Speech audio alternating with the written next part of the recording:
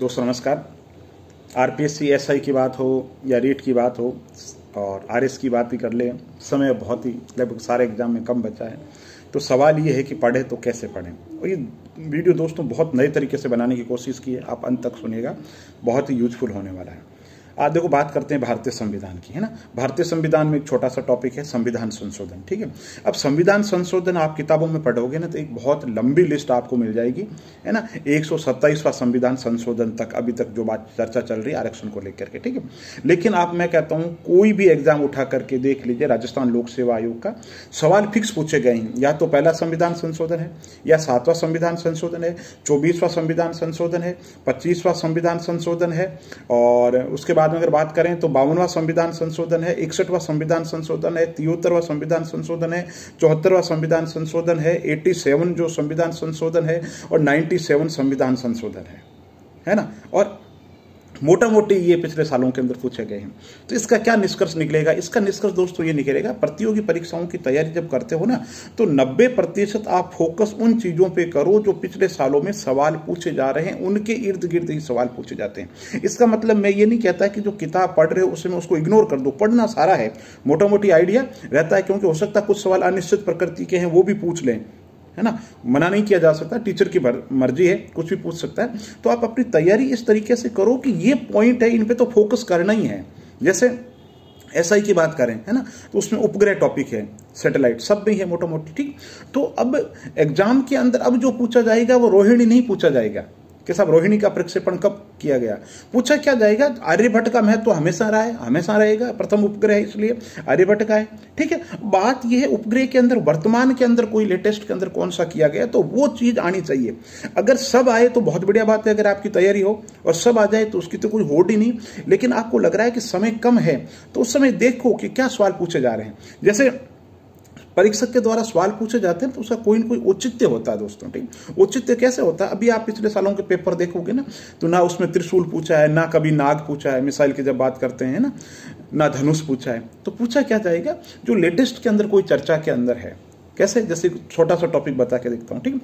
Film एक छोटा सा टॉपिक है, ठीक। तो फिल्म में ये थोड़े पूछेंगे कोई 1975 के बाद की बात है कि इस साल का जो नेशनल अवार्ड मिला वो किसे मिला, इस साल का दादा साहब फाल्के पुरस्कार किसे मिला, और इस साल का जो ऑस्कर है वो किसे मिला। महत्वपूर्ण बात यह है। तो कहते हैं ना, कहे खेत की सुने खलियान की। तो परीक्षक भी जब सवाल पूछता है कोई चीज का रिलेवेंस होता है, संदर्भ होता है, तब पूछा जाता है ना। अब राजेश खन्ना के बारे में पूछने का कोई औचित्य नहीं, चर्चा के अंदर नहीं है ना। तो पूछी क्या चीज जाती है जो वर्तमान के अंदर है, उनका वर्तमान के अंदर कोई लिंक है तो उससे संबंधित चीजें पूछी जाती है। वापस जो कहूं, अभी तक जो आप पढ़ा, जैसे मान लो साइंस पढ़ रहे हो, ठीक, तो साइंस के अंदर पे ये देखो कि कौन से सवाल जो है पूछे ही जा रहे हैं। प्रोटीन्स, विटामिन, सूक्ष्म मात्रिक तत्व से संबंधित, मानव शरीर की बीमारियों से संबंधित फिक्स है। पूछेंगे ये बीमारी कैसी है, वायरस जनित है या कैसी है। तो ऐसे जो सवाल है उनको देखो, आप पिछले सालों के अंदर जो पूछे उनके फोकस करो।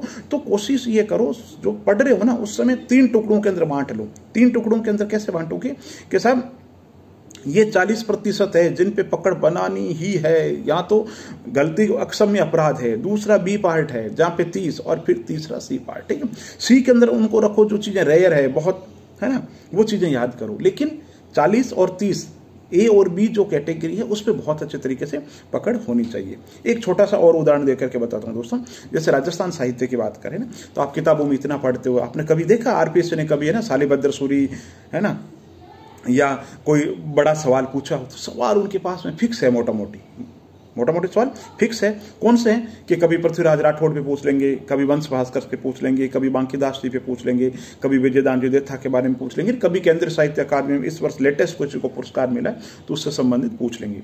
बाकी राजस्थान साहित्य तो आप देखो कितना बड़ा है ना, आप पेपर उठा करके देख लीजिए 10 साल का, मुझे विश्वास है ऐसा कोई सवाल जो है नहीं पूछा गया। मैं ये नहीं कहता आपको पढ़ना नहीं है, पढ़ना है, उनको भी पढ़ना है, क्योंकि टीचर कुछ भी पूछ सकता है। जोड़ी सुमेल करो में हेल्प मिलेगी, कथन कारण पूछ लेते हैं, उसमें बहुत सी चीजें हेल्प मिलती है।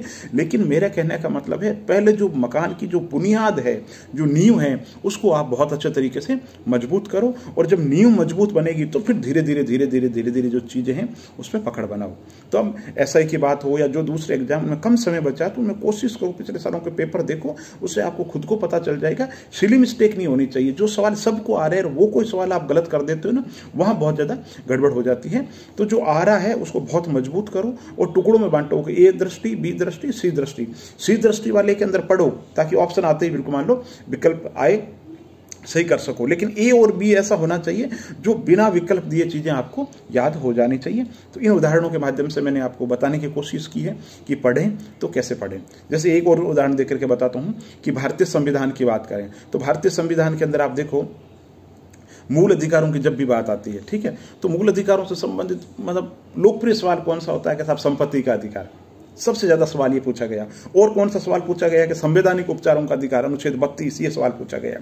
बाकी आप देखो 26, 27, 28 बहुत rare of the rare Rajasthan की किसी एग्जाम में आपको लगेगा जब पूछा गया हो। मैं जनरल स्टडी के हिसाब से बात कर रहा हूँ, ठीक। तो आप समझ गए होंगे, पढ़ो सब, लेकिन जो अति महत्वपूर्ण है उन पर थोड़ा सा ज्यादा ध्यान दो। और बस बहुत बहुत धन्यवाद। ज़्यादा क्या कहूँ, आप खुद बहुत समझदार हैं। बहुत बहुत धन्यवाद।